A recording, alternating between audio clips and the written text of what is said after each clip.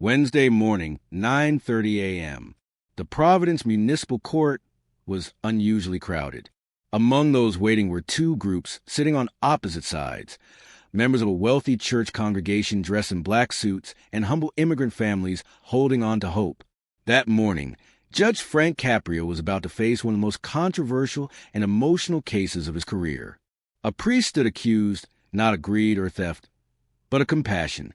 Movie camera cut to courtroom ambience. Court officer.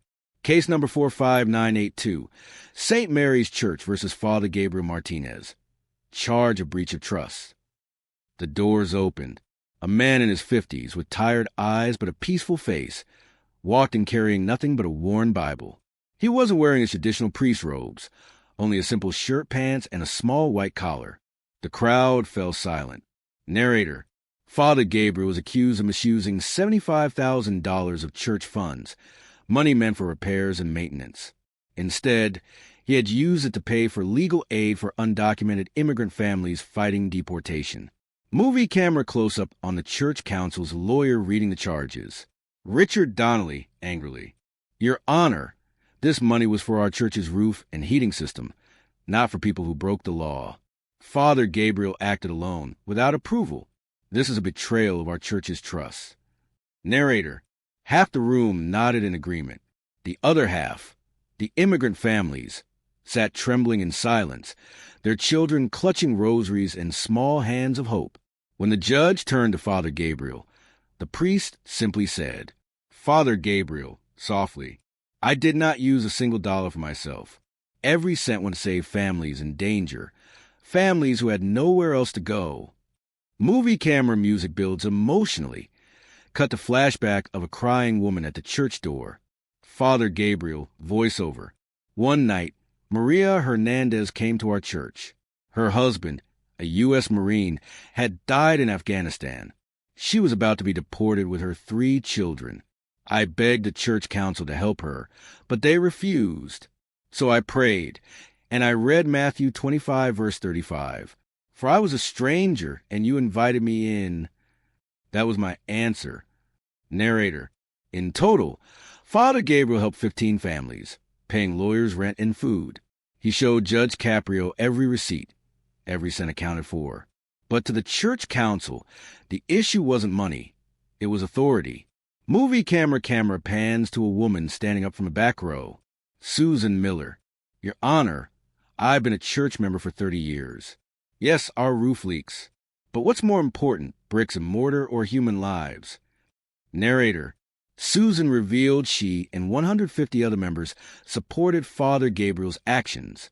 She even donated $25,000 in the courtroom, dividing it between repairs and the immigrant support program. The courtroom gasped. Narrator, softly. And for the first time that morning, hope entered the room. Movie camera zooms on Maria Hernandez approaching the stand, her children beside her. Judge Caprio. Mrs. Hernandez, how did Father Gabriel help you? Maria, tearfully.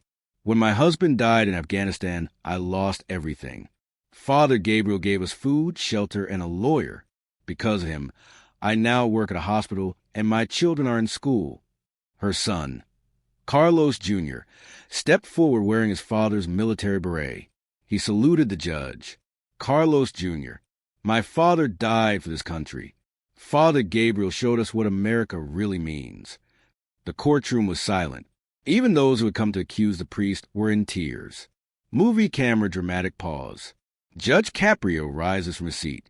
Judge Caprio, this is not just a case of funds or procedures. It's a question of our values, who we are as a community. He turned to Father Gabriel. If you were in this position again, would you do the same thing? Father Gabriel. Yes, Your Honor, because faith sometimes demands courage, even when it breaks the rules. Judge Caprio, after a long pause. I dismiss the charge of breach of trust.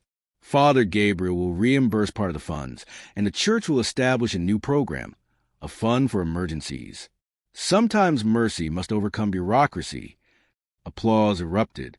Tears rolled down faces, both from the congregation and the immigrant families. Movie camera montage of scenes, new church roof, families learning English, children playing. Narrator, months later, St. Mary's Church launch, Brotherhood Beyond Borders, a community program helping immigrant families with legal aid, education, and jobs. The city of Providence called a symbol of unity and hope. Judge Caprio quietly attended the reopening ceremony.